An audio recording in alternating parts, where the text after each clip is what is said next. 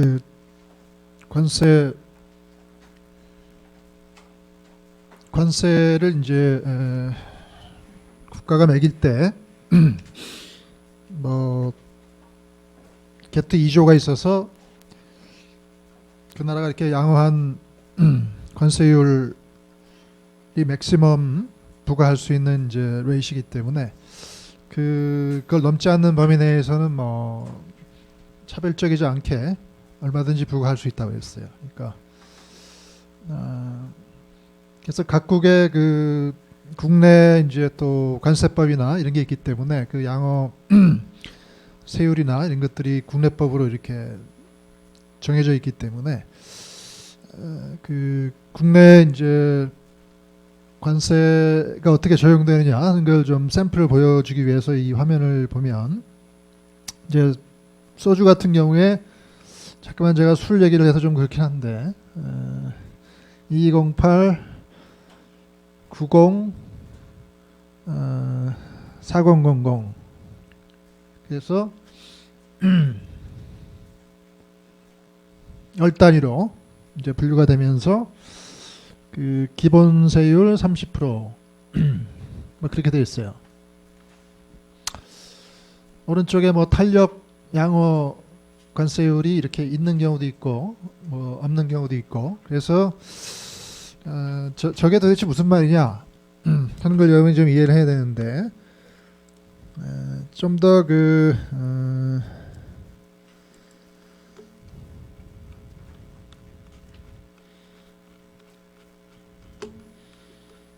좀 더 이 전체적인 맥락에서 한번 이 관세 양호표를 우리나라의 관세 양호표를 한번 보면 뭐 이런 식으로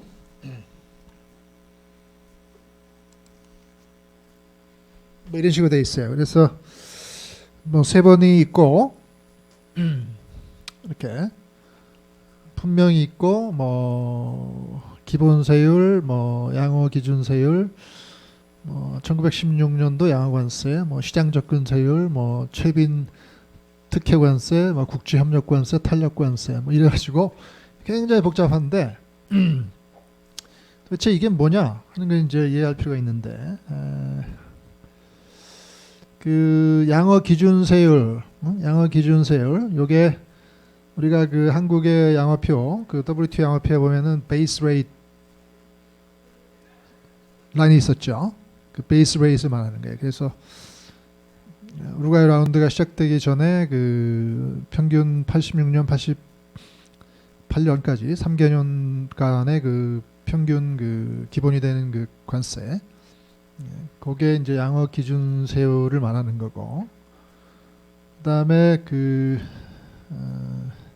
거기부터 뭐 감축률이 협상회에서 정해지면 그거에 따라서 이제 바인딩 레이시 정해질 거 아닙니까, 그죠?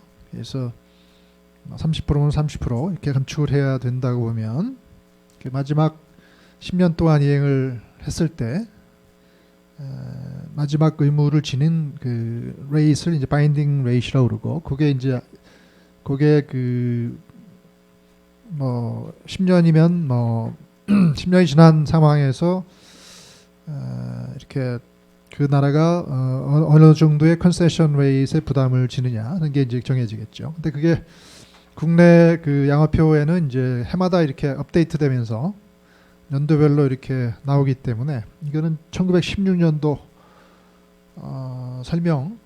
설명서이기 때문에 1916년도 양어 관세 이렇게 해서 나온 거예요. 그래서 16년이든 17년이든 18년이든 똑같겠죠. 그 바인딩 레이트는 이미 10년 동안의 감축 의무가 다 끝난 상황에서 최종적으로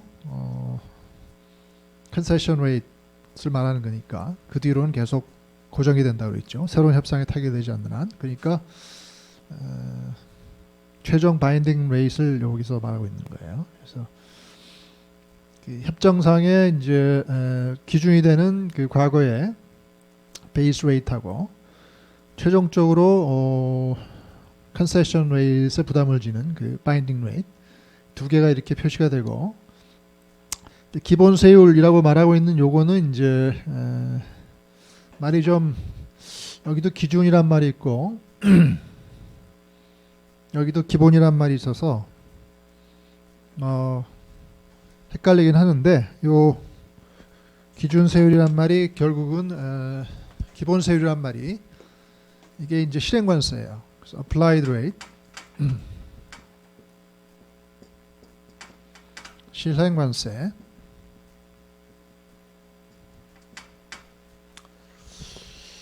그래서 그 양어 1916년도 양어 관세를 넘지 않는 범위 내에서 그 나라가 실제로 실제로 어떤 관세를 매기느냐 하는 것은 그 나라가 뭐 마음대로 정할 수 있기 때문에 넘지 않는 범위 내에서는 실행 관세를 마음대로 정할 수 있기 때문에 기본 세율을 보면 이 양어 관세보다 낮죠.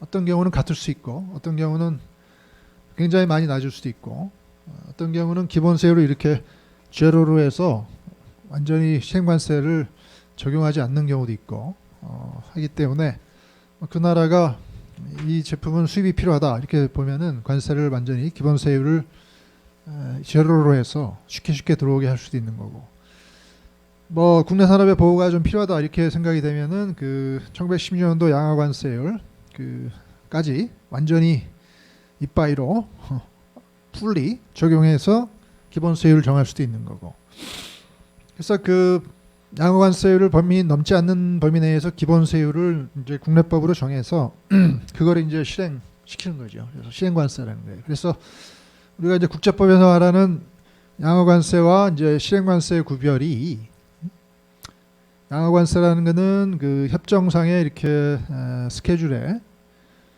협상의 결과로 규정되어 있는 그 최대 가능한 관세율을 말하는 거고 실행관세율이라는 것은 각국이 그 범위에 넘지 않는 범위 내에서 실제로 적용하는 관세율 그걸 말하기 때문에 concession rate하고 applied rate 이렇게 개념상 분류가 되는데 국내법상으로 이제 용어가 많이 바뀔 수 있기 때문에 우리나라가 좀 정확한 용어를 쓰는 건 아니에요. 그래서 막 여기도 기본 저기도 기준 뭐 이런 말이 들어가서 여러분 헷갈릴 수 있는데 제가 정리해 주자면 우리나라에서 말하는 기본 세율은 이 시행관세를 말하는 거고 양어 기준 세율은 과거의 대표 세율을 말하는 거고 특정 연도의 양어관세라는 것은 우리나라가 WTO 협정서에 이렇게 협상의 결과로 기재한 그 컨세션 레이트를 말하는 거예요.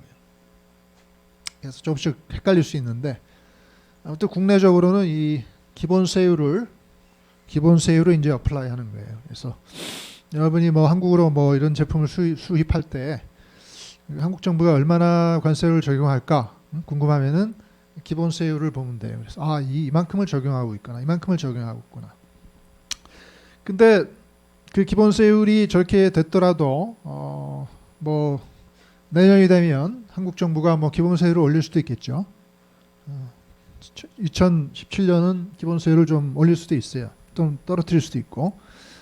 그게 양어관세율을 넘지 않는 범위 내에서 얼마든지 할 수 있기 때문에 그 특정 연도에 뭐 기본 세율이 그렇다고 그래서 내년에도 똑같이 적용되리라는 법은 없는 거죠. 그걸 생각하면서 applied rate이 올해에는 이 정도구나 하는 걸 알면 되는 거고 기타 뭐 시장 접근 세율이라는 것은 오늘 설명하겠지만 그 TRQ라는 게 있어서 Tariff Rate Quota라는 게 있어서 일정한 그 물량만큼은 최소 시장 접근을 보장하기 위해서 지난번 시간에 그 쌀에 대해서 설명을 했죠.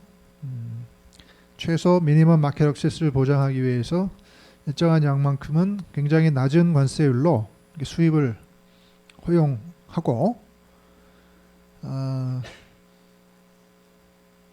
나머지 물량은 이제 굉장히 높은 관세율로 이렇게 수입을 막을 수 있게끔 하나의 그 수출국과 수입국 간의 타협의 결과로 탄생한 그 TRQ 물량 범위 내에서 적용되는 일정한 물량만큼의 수입에 대한 굉장히 낮은 세율 그게 이제 시장 접근 세율인 거예요. 그래서 뭐 이런 품목은 그 시장 접근 세율이 제로로 돼 있죠. 이것도 제로로 돼 있고, 그러니까 일정한 물량 내에서는 관세를 적용하지 않는 걸로 그렇게 획정했다는 말이고, 최빈 특혜 관세는 우리나라가 뭐 동남아시아나 뭐 이런 그 굉장히 그 최빈 개도국한테 특혜 세율을 이렇게 부여하는 제도가 있습니다. 그에 따른 이제 세율을 말하는 거고, 탄력 관세 뭐 이런 거는 이 앞에 제가 자료를 이렇게 띄워놨지만 각종 그 국내적 목적 하에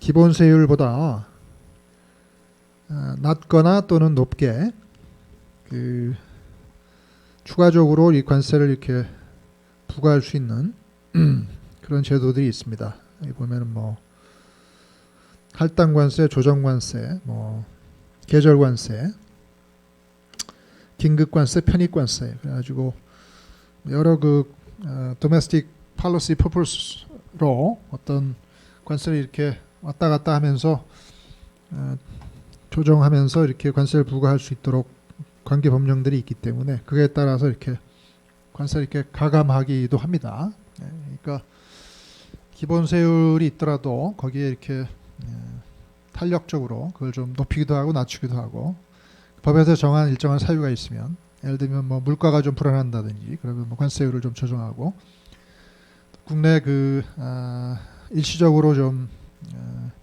숏 서플라이가 발생하거나 그러면 또 관세율을 조정하고, 그럼으로써 그 국내적인 수요에 이렇게 맞춰주기 위해서 탄력적으로 조정할 수 있는 제도가 있기 때문에 그럴 경우에 이제 부과되는 이제 추가적인 관세, 그거를 이제 탄력 관세라고 하기 때문에, 아무튼 기본 세율 플러스 또 탄력 관세가 추가적으로 부과되면 뭐 추가적으로 부과되면 그 탄력 관세에 이렇게 더한 최종 총 합이 협정상의 그 양어 세율을 넘지 않는 한 협정 위반을 발생하지 않는 거죠. 그러니까 상당히 협정 세율보다 낮게 applied rate를 적용하더라도 국내적인 정책 목적상 이걸 좀 추가적으로 늘리거나 줄이거나 할 수도 있도록 어떤 탄력 관세라는 개념을 만들어서 적용하고 있기 때문에 그런 이제 한국적인 좀 특수성을 이렇게 이해하면서 이 자료를 한번 이렇게 여러분이 읽어보면은 좀 상당히 복잡한 관세 제도 하에 우리나라가 있긴 합니다만은 그게 그 국제법적으로 굉장히 심플하죠. 뭐라고 네가 부르든 그 최종 총합이 양어 관세를 넘지 않으면, 그리고 그게 차별적으로만 적용되지 않으면 협정 위반은 아니기 때문에 그걸 최대한 이용하면서 이제 국내 관세 제도를 우리나라가 이렇게 만든 거죠. 결국은. 그래서 실제로 뭐 물건을 이렇게 들여올 때 세관에서 이렇게 테립을 부과하고, 뭐 그게 뭐 기본 세율이 얼마고 뭐 탄력 관세가 얼마고 뭐 또 최빈계도국은 깎아주고 뭐 별짓을 다 하더라도 그 테립이 양어 관세율을 넘지 않으면 괜찮은 거죠. 그다음에 이제 텍스가 또 부과가 돼요. 그래서 물론 텍스는 이제 통관이 되고 국내에서 판매되거나 뭐 할 때 부과하지만 이제 수입품에 대해서는 편의상 통관 시에 같이 이렇게 추가적으로 관세 플러스 조세를 한꺼번에 부과하고 그 통관의 조건으로 그걸 부과하면 굉장히 편리하기 때문에 텍스로 또 여러 가지 명목에 이렇게 텍스를 부과합니다. 그래서 저걸 한꺼번에 다 내면 이렇게 통관이 되는 식으로 진행이 되죠. 부가가치세까지 이렇게 부과가 되죠. 뭐 농산물인 경우에는 이제 농산물 특별세가 부과되기도 하고,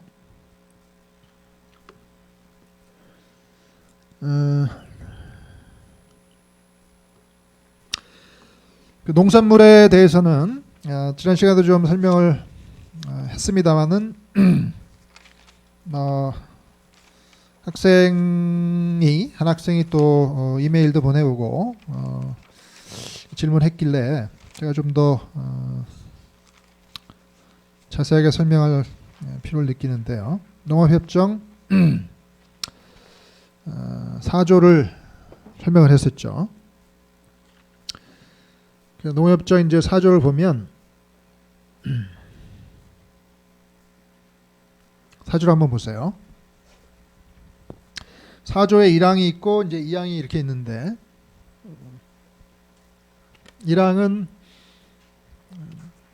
WTO 회원국이면은 당연히 농업협정 회원국일 테고, 그러면 이제 스케줄에 농산물에 대해서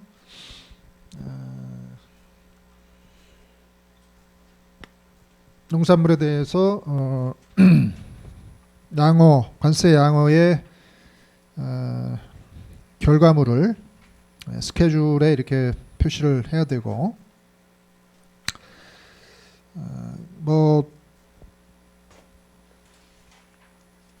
여기에 무슨 어떤 농업 제품은 예외를 한다 그런 말이 없기 때문에 예외 없는 이제 농산물의 경우에도 예외 없는 관세화를 이제 원칙으로 하고, 이 항에 보면 이제 그렇게 한 경우에 Annex 5에 규정되어 있는 경우를 제외하고는 어떤 종류의 조치도 취하지 못한다, 그렇게 돼 있죠. 그러면서 상당히 이제 좀 어려운 말인데, Ordinary Customs Duty로 컨버티드 되도록 요구되어진 어떤 종류의 조치도 취할 수 없다, 이렇게 돼 있죠. 그게 무슨 말이냐? 그런 질문인데, 관세화를 할 때 이 공산품의 경우에는 이제 우루과이 이전에도 이미 관세화를 해서 관세들이 이렇게 딱딱딱 있었어요. 그래서 기존의 관세를 기준으로 몇 퍼센트를 이렇게 줄이는 식으로 협상을 해서 그 결과를 이렇게 스케줄에 담으면 됐는데, 농산물의 경우에는 각국이 이렇게 상당히 민감하게 생각을 하다 보니까 농산물의 상당한 부분에 대해서 관세화를 이미 안 했기 때문에 어떤 교역이 되는 농산물에 대해서 관세라는 게 없었어요. 그러니까 관세화를 하지 않고 수입을 금지하고 있거나 비관세 장벽으로 사실상 막고 있거나 했기 때문에 농산물이 이렇게 교역되지 않는 상황이었기 때문에 관세가 없는 거야. 그래서 과연 기존의 관세가 있어야지 그걸 기준으로 몇 퍼센트를 이렇게 감축을 하는데, 관세가 없으니까 관세를 처음으로 만들어야 됐던 거예요. 우루과이 때. 관세를 어떻게 만드느냐? 여기 각주에 보면은 Quantitative Import Restriction, Variable Import Levy, Minimum Import Price, Discretionary Import Licensing, Non-Tariff Measures 이렇게 쭉쭉 나오는데, 각종 이런 조치를 통해서 이제 농산물 교역을 이렇게 방어를 하면서 국내 농산물을 이렇게 보호하고 있었던 거죠. 어떤 경우는 수량 제한으로 못 들어오게 막고, 또 각종 무슨 수입에 대한 부가금 같은 걸로 막고, 또 최소 수입 가격을 굉장히 높게 하면은 이제 못 들어오니까 그렇게 막고, 임포트 라이센싱을 굉장히 자의적으로 해서 막고, 각종 비관세 장벽으로도 막고 해가지고 농산물이 이렇게 못 들어오게 막고 있었는데, 그럼 이제 그런 상황에서 그러면 관세를 어떻게든 정해야만 감축을 할 거 아닙니까? 어떻게 정하느냐? 막 고민을 하다가 한 가지 방법은 국제 가격과 그 제품의 국내 가격의 차이를 계산하는 게 관세를 계산하는데 굉장히 관련된 이슈다 하는 걸 이제 발견하게 된 거예요. 왜냐하면 저러저러한 비관세 장벽으로 이렇게 못 들어오게 막다 보니까 국내 해당 농산물의 가격은 상당히 높게 유지될 거 아니에요, 그죠? 국제 경쟁을 안 하니까 국내 산업은 굉장히 보호가 되니까 농산물 가격이 상당히 높게 유지가 되는 거예요. 반면에 그런 농산물의 국제 가격은 굉장히 낮게 유지가 되겠죠. 그러니까 저런 온갖 조치로 이렇게 교역을 제한하고 있는 상황 때문에 국내 가격과 국제 가격 간에 이렇게 격차가 발생을 하니까 그 격차만큼을 관세로 계산을 해서 그걸 이렇게 그 제품의 관세라고 인정을 해주면 그 수입국 입장에서 크게 불만이 없어요. 왜냐하면 내가 비관세 장벽을 동원해서 뭐 국내외 가격을 이렇게 격차를 유지하나 그 차이만큼을 관세로 부과할 수 있게 해주면서 관세화를 시키고 수입을 개방하게 하나 어차피 그 가격 격차만큼 유지될 거 아니에요, 그죠? 그러니까 이제는 시장 개방을 해라, 관세화를 해라. 그 대신에 네가 지금까지 해오고 있었던 여러 가지 조치의 등가 관계에 있는 어떤 보호 장벽을 관세라는 명목으로 부과할 수 있게 해줄 테니까 시장 개방을 해도 괜찮아. 그렇게 설득할 수 있게 되니까 결국 관세율을 그 두 가격 간의 격차로 설정하게 되면 수입국 입장에서 크게 관세화를 하지 않을 이유는 별로 없기 때문에 그 차이만큼은 이제 관세로 부과할 수 있게 해주는 대신 그렇게 관세화를 하게 되면 이 항에서 말하는 것은 더 이상 이러이러한 모든 거를 그 ordinary custom duty로 이렇게 컨버트하게 해줬으니까 그 다음에는 이러이러한 제도를 더 이상 취해서는 안 된다. 그렇게 요구를 하는 게 타당하겠죠, 그죠?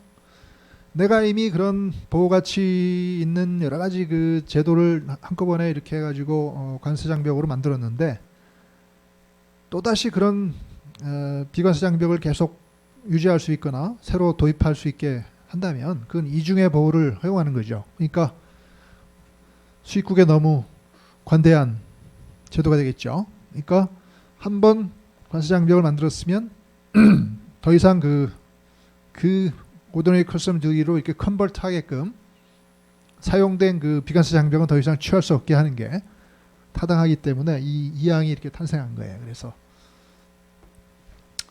좀 어려운 말이긴 한데 결국은 이 항이 말하는 거는 한번 이렇게 비관세 장벽을 관세로 이렇게 계산해서 만들었으면 그 비관세 장벽은 전부 없애야 된다 그 말인 거죠. 근데 그 예외가 이제 NX5라는 거죠. 그래서 다시 한번 NX5를 보면 농업협정 내에 있는 그 제5 부속서죠. 그래서 여러분 농업협정 그 쭉 있는데 그 뒤에 보면 이제 부속서가 쭉 붙어 있죠. 그래서 부속서 5를 보면 몇 페이지입니까? 몇 페이지예요? 332페이지.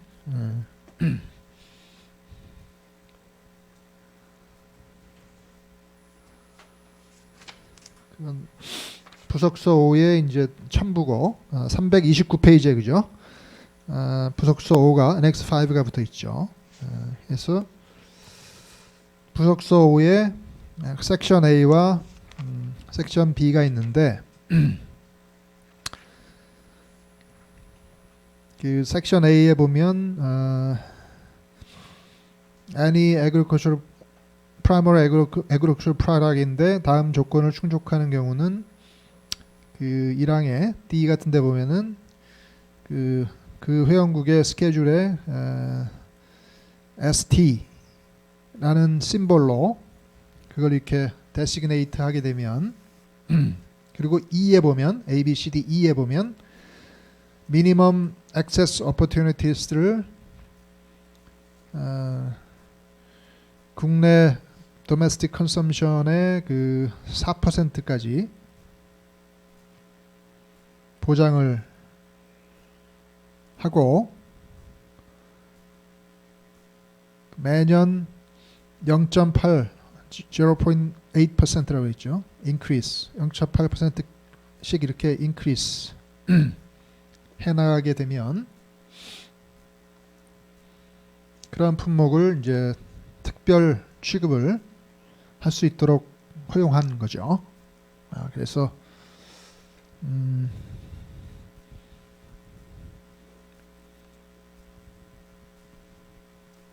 그 NX5는 여기에서 예외로 된다는 거니까 그 자기 나라 스케줄에 그렇게 ST 스페셜 트리트먼트 품목을 이렇게 지정하게 되면 계속 수입을 막을 수 있다 그런 얘기죠. 일정한 조건 하에. 미니멈 마켓 오퍼튜니티를 이렇게 0.4%부터 0. 매년 0.8 4%부터 시작해가지고 0.8 매년 이렇게 증가시키게 되면 결국은 계속 수입을 막을 수 있다. 그런 말이고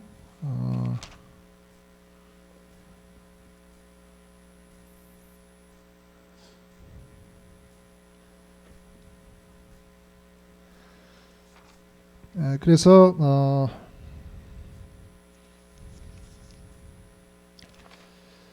6년 동안 이러한 이제 예외가 이제 허용이 됐고 그 일본의 경우는 이제 이 예외를 원용하면서 쌀에 대해서 이제 관세와 유예를 했던 겁니다. 그래서 여러분이 뭐 일본의 그 관세와 유예 현황에 대해서 궁금하면은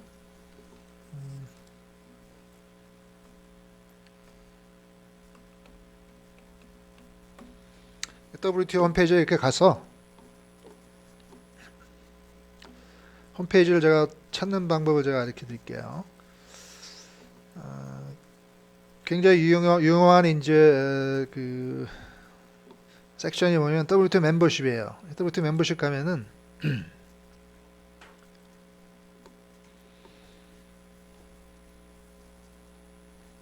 뭐 일본에 관한 자료가 필요하다 그러면은 저펜 가면은 이렇게 이 WTO 그 사무국의 직원들이 굉장히 그 유능한 직원들이 많아가지고 그 나라의 모든 WTO 관련 자료들 이렇게 한꺼번에 모아놨어요. 그래서 일본에 대한 이 뭡니까 good schedule, current situation good schedule도 있고 우루과이 라운드 때 저펜이 이렇게 커미트먼트한 그 스케줄도 있고 서비스에 대한 스케줄도 있고 그죠? 그다음에 뭐 저펜이 맺은 뭐 리저널 트레이드 어그리먼트도 있고 그죠? 그다음에 저펜과 관련된 그 분쟁 WTO 분쟁 케이스들도 이렇게 넘버별로 이렇게 쭉 있고 그죠? 각종 뭐 위원회나 이런 데서 또는 협상 관련해서 저펜이 제출한 뭐 자료 이런 거 저펜이 통보한 거 뭐 이렇게 쭉쭉 다 분류가 되어 있어가지고 국가별로 이렇게 자료가 많이 있어요. 그래서 뭐 일본에 관련된 이제 쌀에 대한 특별 취급 관련 자료 알고 싶다 그러면 일단 우루과이 라운드 때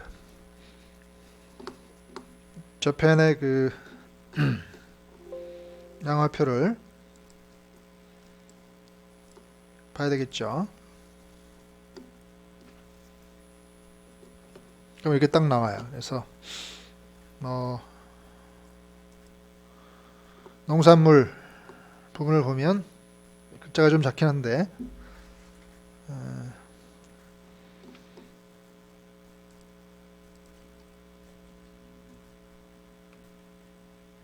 라이스다. 그러면 라이스 품목을 이렇게 1006 라이스 부분을 보면 우리나라와 마찬가지로 이 라이스 부분이 이렇게 오른쪽 세율이 전부 없죠. 그래서 관세화를 하지 않았다는 걸 알 수 있고 이 라이스 품목을 이렇게 ST 품목으로 이렇게 지정을 했죠.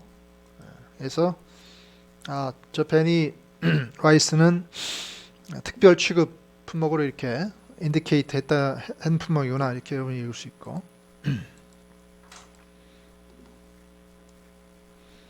관세화를 안 했던 거예요 애초에 우리가 볼 때. 그러면 현재 current situation of good schedule 한번 가서 이렇게 보면 지금 어떻게 됐느냐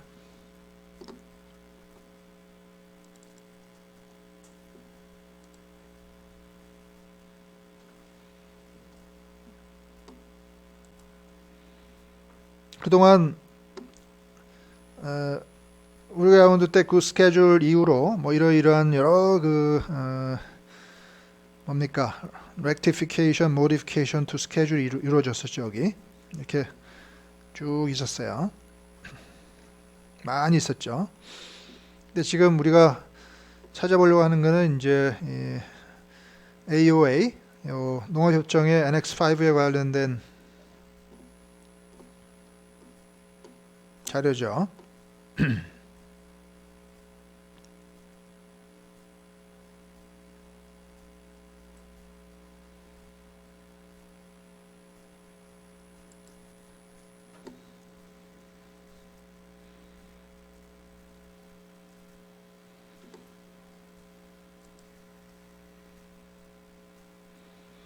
(362) 저 배는 이제 362가 중요한데, 요 362를 보면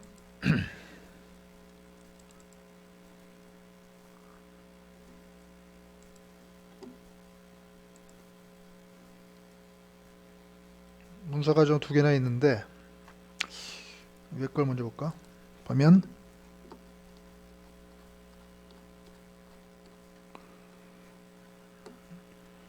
밑에 부속서가 없네. 밑에 거 봐야겠네.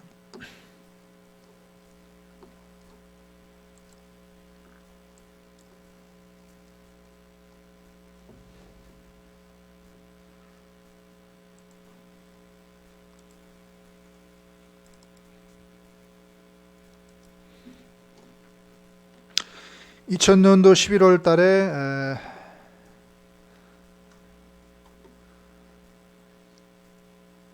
일본 정부가 WTO 사무총장에게 이렇게 트랜스미션을 하면서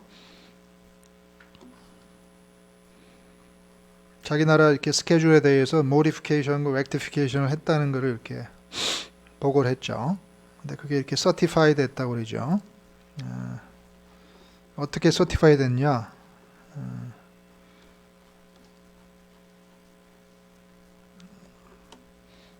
하면 일본식으로 이게 또 새로운 가로 문서로 돼 있네. 새로운 문서로 돼 있네. 그러면 이제 여러분이 뭐 이렇게 얼굴을 좀 이렇게 기울이면서 봐야 되는데, 돌리려면은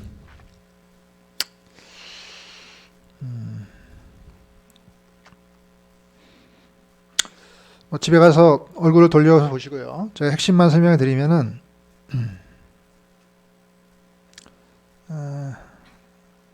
그렇게 어려운 말은 아니니까.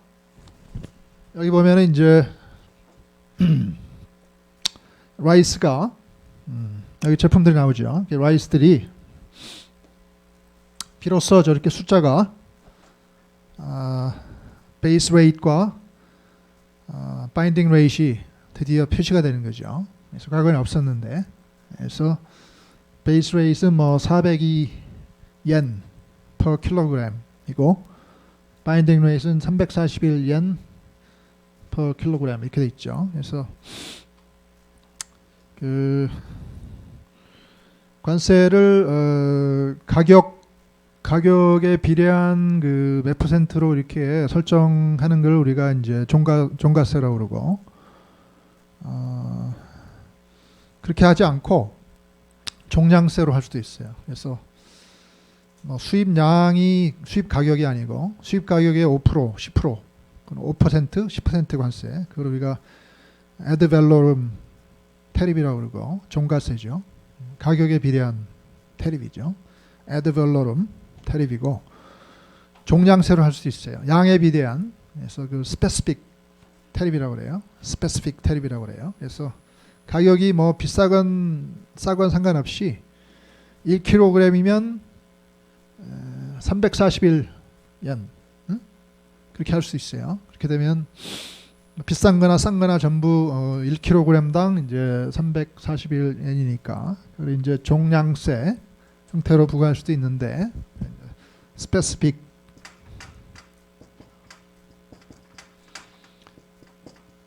ad valorem이 아니고 specific duty 형태로도 부과할 수 있기 때문에 이제 일본은 specific duty 형태로 관세를 한 거죠. 그래서 1kg의 쌀 수입에 대해서 이제 402엔부터 시작해가지고 쭉쭉쭉 감축해가지고 결국은 341엔 최종적으로 이렇게 바인딩 레이스로 정했기 때문에 지금은 뭐 이행 기간이 다 끝났기 때문에 이제 340일 옛만큼 이제 적용이 되는 거죠, 관세가. 저렇게 관세를 한 거죠, 2000년도에. 그래서 그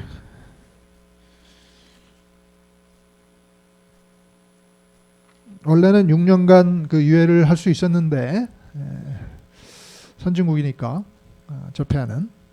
그러면 95년부터 WTO가 발효가 됐으니까 95, 96, 97, 98, 99, 2000 2000년 말까지는 유예를 할 수 있었던 거죠. 근데 2000년도에 그걸 통보를 해버렸으니까 원래 만료되는 것보다 한 몇 개월 또는 1년 정도는 먼저 이렇게 조기 관세화를 해서 저렇게 관세화를 해버린 경우죠. 왜냐하면은 그 지금 바로 읽은 그 농업협정 부속서 5에 Annex 5에 섹션 A에 1에 E를 보면 매년 0.8%까지 그 뭡니까 미니멈 액세스 오퍼튜니티스가 이렇게 늘어나게 되어 있기 때문에, 그죠? 늦게 관세를 하면 할수록 그게 최소 수입 물량이 늘어나니까 조금이라도 먼저 관세를 하면은 그걸 늘어나는 걸 중단시키면서, 그죠? 그걸 미래에 이렇게 고정시킬 수가 있기 때문에 바보같이 계속 끝까지 유예하는 것보다 중간에 그치는 게 더 어떻게 보면 날 수가 있는 거죠. 그래서 일본은 이제 조금은 버티다가 한 5년 정도는 이제 뭐 국내적으로 좀 준비가 필요하니까 하다가 결국 이제 관세화를 해버리고 그 미니멈 마켓 액세스가 이렇게 증가시키는 걸 그냥 중단시켜 버리는 식으로 결정을 했던 거고. 클레버하죠.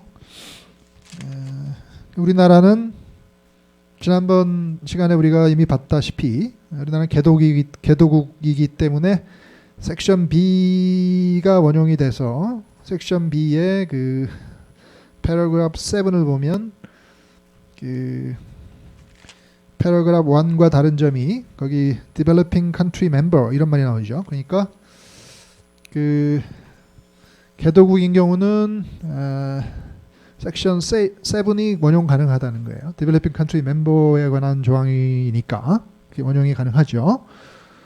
그리고 섹션 B의 7의 A를 보면 minimum access opportunity도 1%부터 시작해가지고 2%로 갔다가 뭐 이렇게 4%까지 가기 때문에 그 패러그래프 1을 원용해서 4%부터 시작하는 것보다는 훨씬 더 미니멈 액세스 오퍼튜니티를 줄일 수 있기 때문에 저희가 개도국이라면 당연히 7항을 원용하겠죠. 그래서 우리나라는 이제 원용을 해서 1%부터 시작해가지고 10년 동안 4%까지 이렇게 MMA 물량이 이렇게 증가했던 거죠. 근데 그것도 모자라서 그 파랑이 말하고 있는 또 한 번 연기시킬 수 있는 그 권리를 행사하면서 또 다른 추가적인 10년을 또 추가적으로 이제 연기를 하면서 구항에 의해서 additional and acceptable concession을 그 MMA 물량을 80만 톤, 40만 톤까지 증가시킴으로써 결국은 협상을 타결시킨 거고, 그 결과 20년간 총 관세 유예를 했던 거고.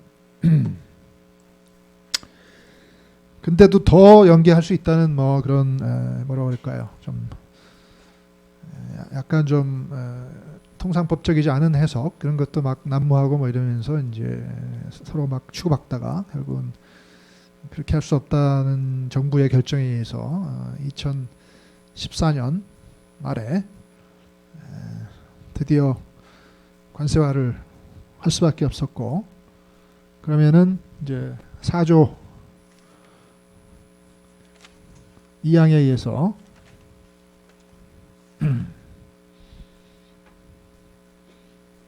그 관세를 이제 정하고 그 다음에는 더 이상 각 주에 여러 가지 그 조치를 취할 수 없으니까, 수입 금지를 유지할 수가 없으니까 이제 시장 개방을 해야 되는 의무가 적용된 상황이죠. 그래서 뭐 이 굉장히 그 좀 복잡하긴 합니다는 우리나라로서는 상당히 중요한 이 사안에 대해서 여러분이 좀 더 관심이 있으면 제가 여기다가 이렇게 막 표시해놨어요. 유튜브에 무슨 파일도 있고, 뭐 TV 인터뷰한 것도 있고, 뭐 여러 가지 아티클도 있고, 그러니까 이걸 좀 여기 찾아가가지고 읽어보면은 뭐 타이완 사례, 일본 사례, 필리핀 사례 해가지고 뭐 다양한 정보를 얻을 수 있으니까 관심 있는 학생은 뭐 읽어보세요.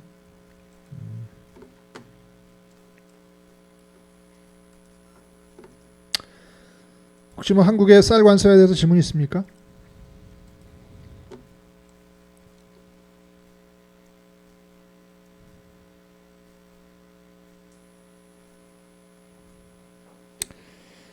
근데 이제 TRQ라는 게 Tariff Rate Quota라는 이제 제도인데, 기본 개념은 그 일정한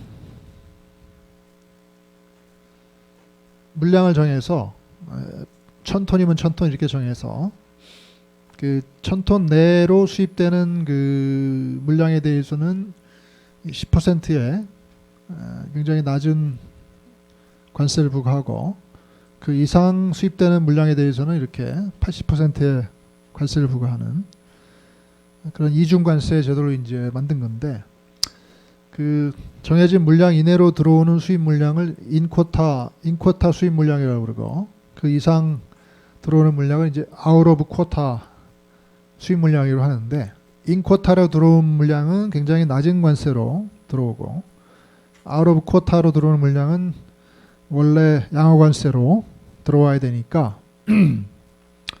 서로 그 인쿼타 물량을 차지하려고 수출국들이 막 빨리빨리 수출하려고 막 그러겠죠. 이제 그런 제도인데, 농산물 중에서 뭐 상당한 그 물량들이, 상당한 품목들이 이 TRQ 제도를 이렇게 마련할 수밖에 없었어요. 왜냐하면은 그 테리피케이션을 이제 우루과이 때 하면서 국내 가격과 국제 가격의 차이를 이렇게 관세로 부과할 수 있도록 하다 보니까 뭐 민감 제품 같은 경우는 국내 가격이 굉장히 높고, 우리나라로 치면 뭐 꿀이라든지 인삼이라든지, 뭐 쌀은 말할 것도 없고, 근데 쌀은 그때는 관세화 안 했지만 나중에 관세를 했지만 굉장히 그 민감 제품이기 때문에 국제 가격과 국내 가격이 막 5배도 차이 나고 10배도 차이 나고 막 이래요.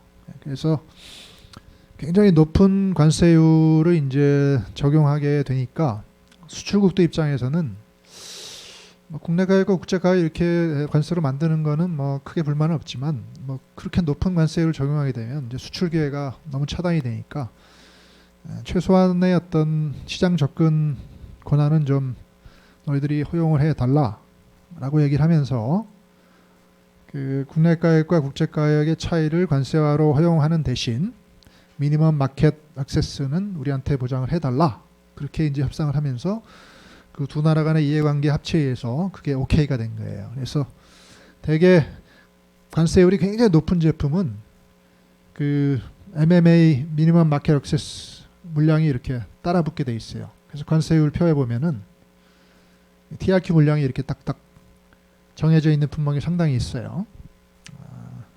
그래서 우리나라의 그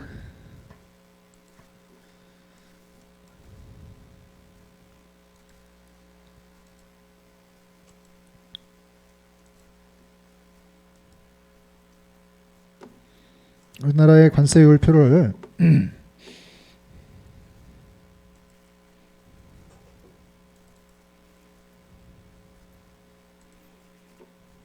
다시 한번 보면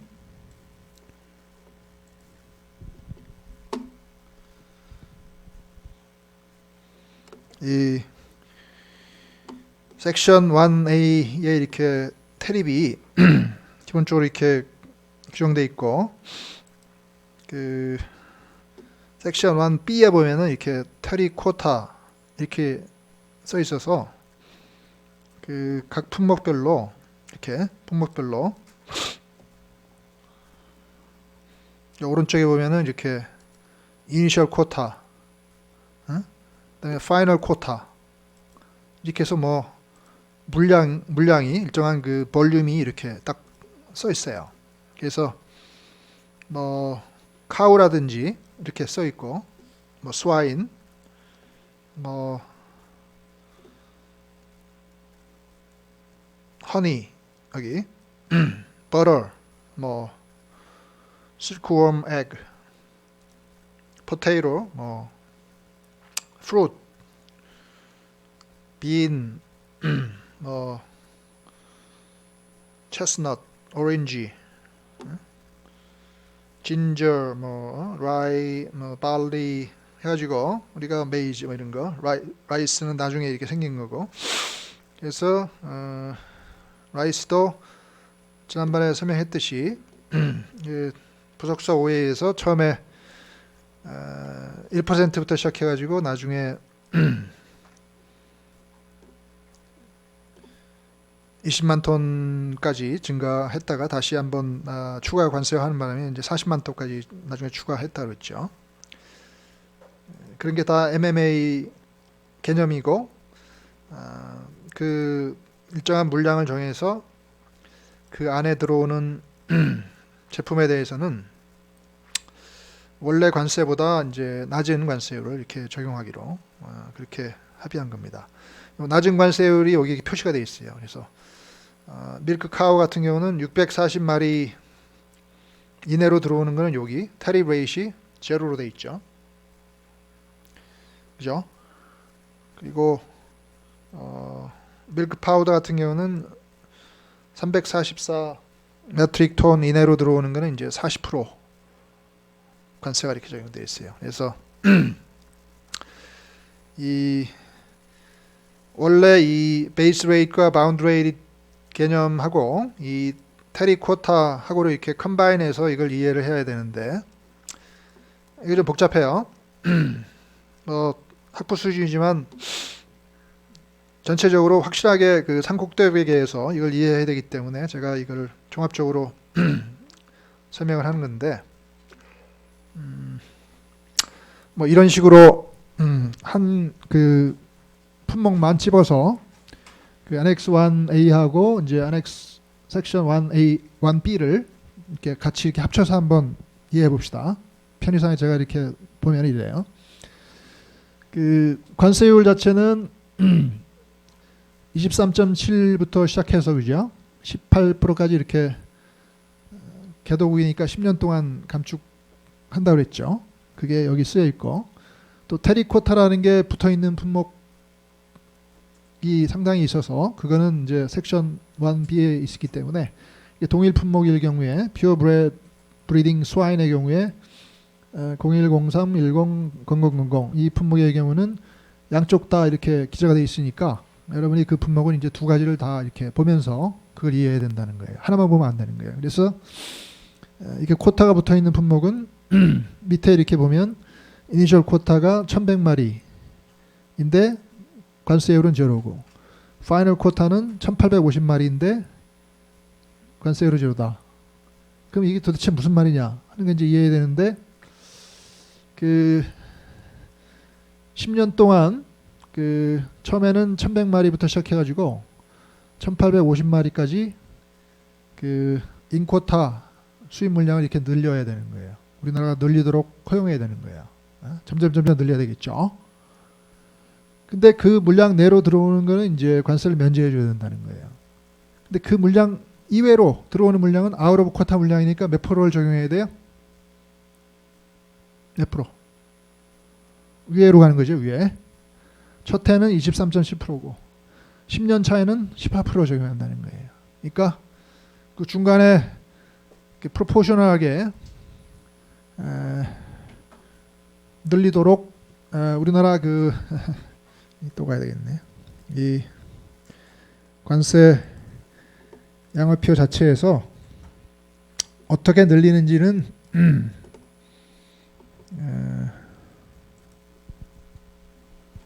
표시가 되어 있기 때문에 이런 각주 같은 데 보면은 글자가 좀 작은데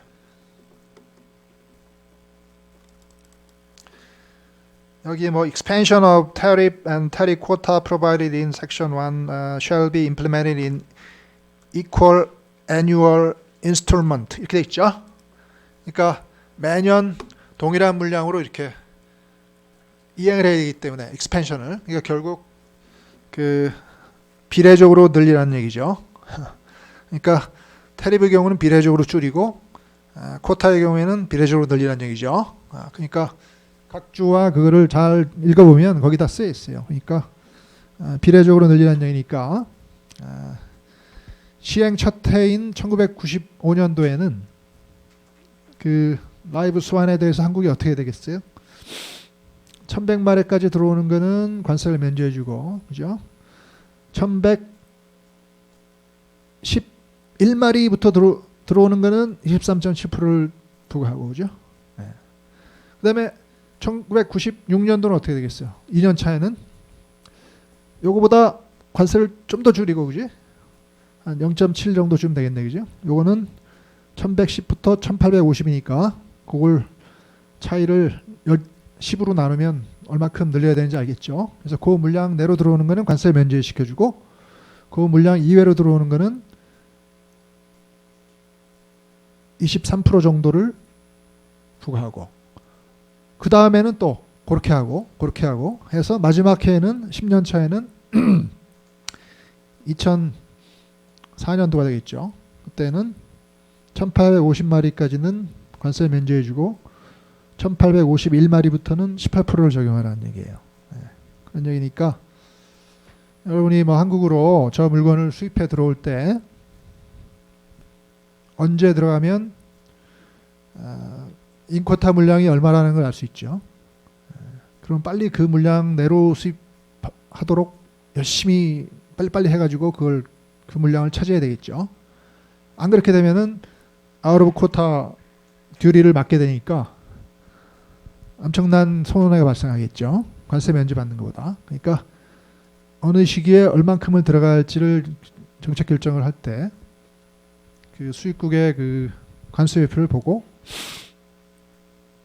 섹션 1A하고 섹션 1B를 찾아보고 섹션 1B에 걸리는 품목은 항상 그 인코타 물량이 있는지를 보고 인코타 물량을 활용할 수 있으면 굉장히 좋은 거니까 활용을 해야 된다. 그 말입니다. 그렇게 관세율표를 읽으면 되는데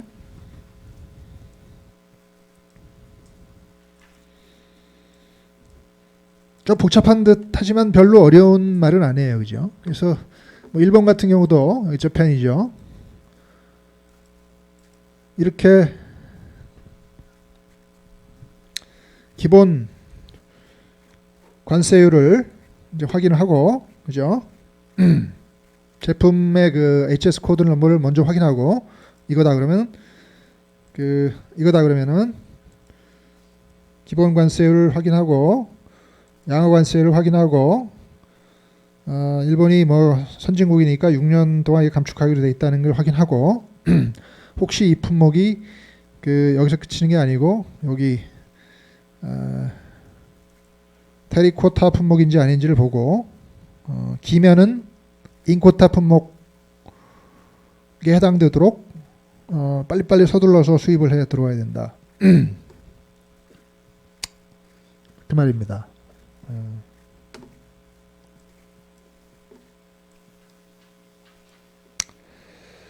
그래서 앤서도 제가 이렇게 써놨죠.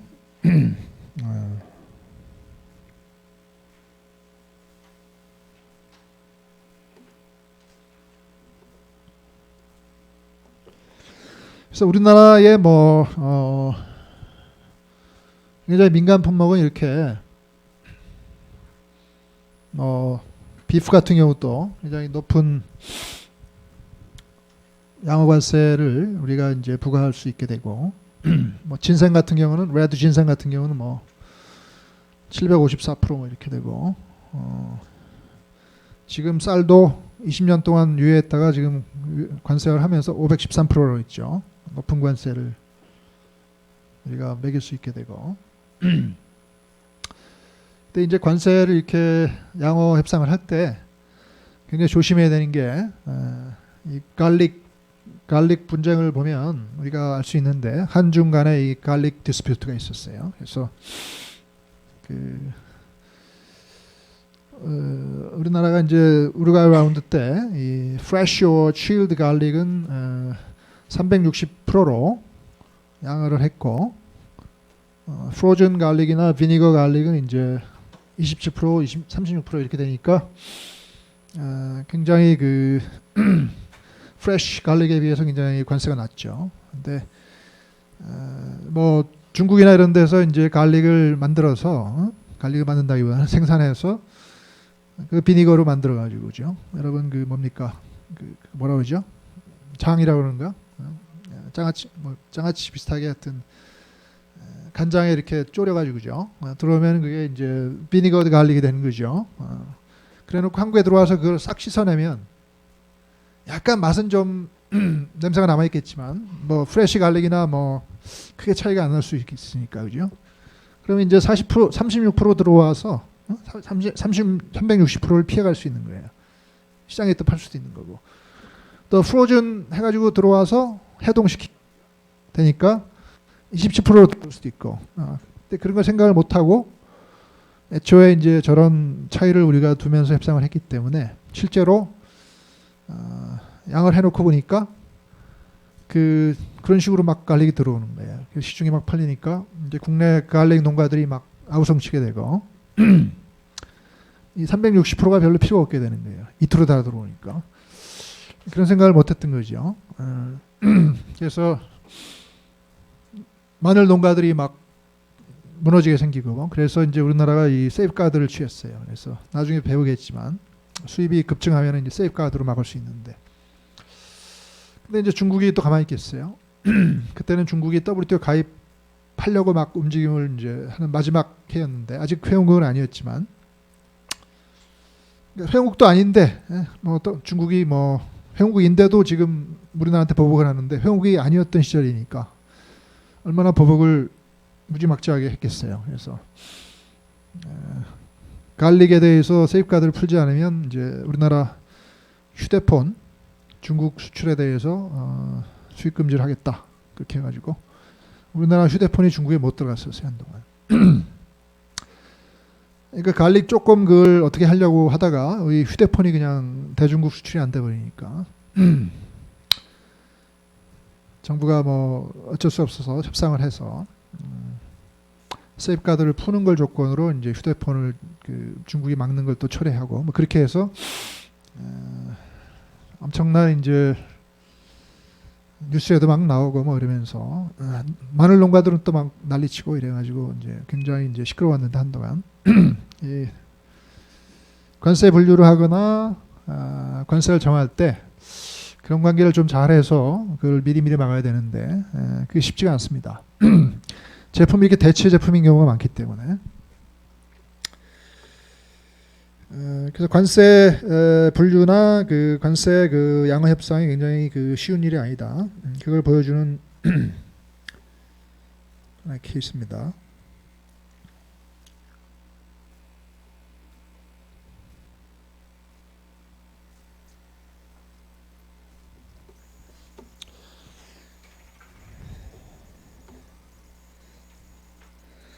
그래서 그러한 민감 제품에 대해서 이렇게 TRQ 물량들이 MMA 물량들이 이렇게 딱딱 정해져 있는데 그거를 어떻게 계산을 한 거냐면 이렇게 우루과이 라운드 때 높은 관세율을 허용하는 제품에 대해서 그 당시에 그 국내 그 도메스틱 디맨드의 3% 내지는 5% 정도를 그 수출국들의 마켓 액세스를 위해서 인쿼타 물량으로 이렇게 설정하도록 계산을 해서 그 물량을 거기다가 이렇게 양어표에다가 쓰도록 한 거예요. 그래서 뭐 국내 수요가 1000톤이다. 어떤 농산물에 그러면 30톤 3%면은 그죠? 또는 50톤 뭐 그 정도는 낮은 관세로 그거를 좀 이렇게 외국 수출업자들이 이렇게 들여올 수 있게 해줘야만 수출업자들도 먹고 사니까 최소한의 미니멈 마켓 액세스는 보장해 줘야 되니까 그 물량을 이렇게 서로 계산을 해서 그 제품의 그 섹션 1B에다가 인쿼타 물량을 거기다 이렇게 쓰고 그 인쿼타 테립 레이트도 서로 협상을 해가지고 굉장히 낮은 레이스로 이렇게 쓰게 하고 그 대신 그 물량을 넘어선 아웃 오브 쿼타 물량에 대해서는 국내 가격과 국제 가격 간의 차이를 관세로 부과할 수 있게 하기 위해서 그 아웃 오브 쿼타 테립 레이스를 이제 계산해서 그거를 섹션 1A에다가 그 제품에다 이렇게 쓰게 한 거예요. 그래서 그 스토리가 이제 그렇게 됐다는 말씀을 제가 드리는 거고.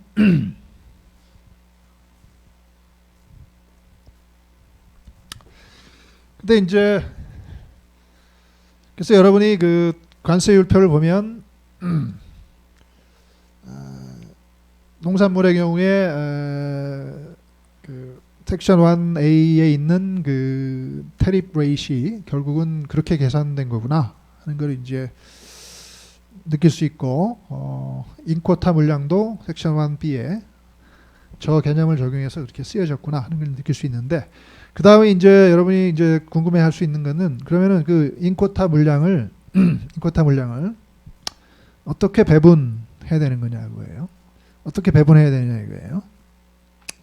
뭐 first come first served basis로 배분하면 뭐 어떻게 보면 가장 심플할 수 있죠.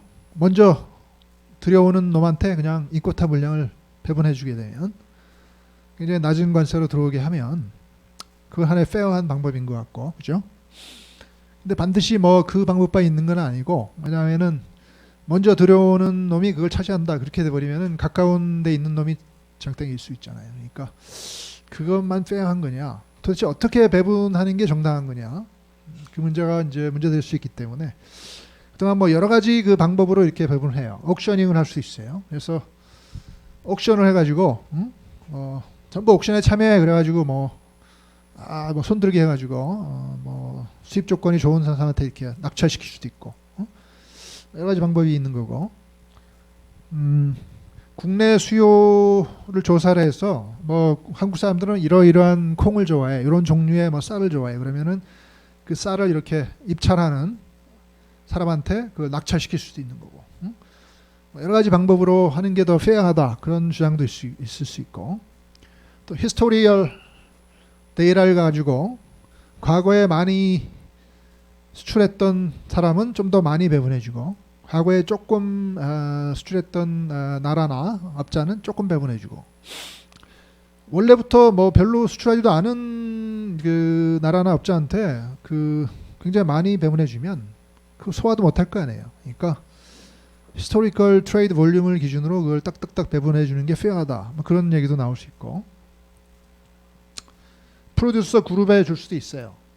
그래서 우리나라 경우에 이제 그런 경우를 많이 하는데 뭐 쇠고기 같은 거를 과거에 수입할 때 정부가 결정하는 게 아니고 우리나라 그 축협이나 이런 그 단체한테 그거를 수입 권한을 줘요. 축협한테 줘요. 그러면은 축협에서 알아서 수입을 어느 업자한테 얼마큼 할지 뭐 결정할 수 있게 할 수도 있고. 근데 프로듀서 그룹은 우리나라 제품을 또 생산하는 그룹이니까 그죠? 상당히 이해관계가 충돌할 수 있죠. 그래서 오히려 맛없는 비프만 골라서 수입할 수도 있어요. 질기고 인기 없는 맛없는 비싼 거 이런 거 골라가지고 수입할 수 있어요. 그러면 이제 우리나라 사람들이 외국 비프는 이렇게 질긴가? 이렇게 맛이 없나? 이제 이렇게 생각하게 해가지고 오히려 한우를 잘 팔리게 할 수도 있고. 옛날에 그런 걸 많이 했었어요, 사실은. 그래서 사실은 신토부리 그러면서 우리나라에서 난 게 제일 맛있는 거야, 그렇게 얘기도 할 수 있고. 그런데 사실 이렇게 남미나 이런데 여러분이 가보면 여행한 사람도 있어요. 그 비프 먹어보면 굉장히 맛이 좋죠. 근데 그런 거는 수입이 안 됐었어요. 그러니까 사람들이 외국 비프 그러면 전부 맛없는 거 별로 한우가 더 맛있어 그렇게 인식이 되는데, 근데 그게 이제 그런 여파도 있는데 그렇게 하는 게 과연 정당한 거냐 그런 문제도 나올 수 있고. 그래서 어떻게 이제 인코타 물량을 배분하느냐 이게 굉장히 이제 국가 간의 초미의 관심사예요. 그거를 규정하고 있는 게 이제 13조예요.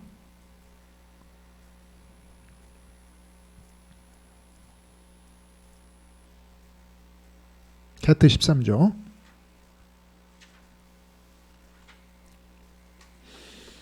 그래서 개트 13조를 보면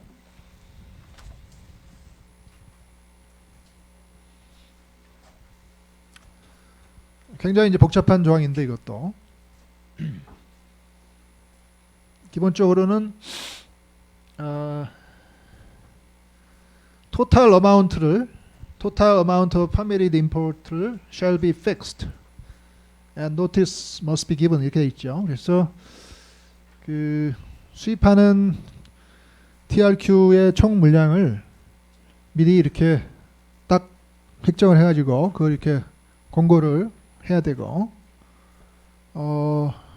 import license나 permit을 가지고 그 수입자를 결정할 수 있어요. 그래서 미리 이렇게 수익 권한을 몇 통씩 이렇게 잘라가지고 그 이렇게 원하는 사람한테 이렇게 라이센싱을 줄 수도 있어요. 그렇게 되면은 first come first serve 베이스로 해가지고 막 도착한 다음에 막 이렇게 통관하는 것보다 미리 그 수익 권한을 획득한 사람이 그걸 이렇게 가지고 자기가 원하는 시기에 이렇게 들어올 수 있기 때문에 예측 가능성이 좀 생길 수 있기 때문에 그렇게 할 수도 있고. 근데 그 D항이 이제 재미있는 조항인데 그 국가의 그 서플라잉 컨트리별로 그 쿼타를 배분할 수는 없는 거냐? 응? 특정 국가를 이렇게 정해서 너희 나라는 이만큼, 너희 나라는 저만큼, 너희 나라는 저만큼 이렇게 찢어줄 수는 없는 거냐? 응? 절대적으로 안 되는 거냐? 그렇게 할 수도 있다는 거죠. D항에 보면.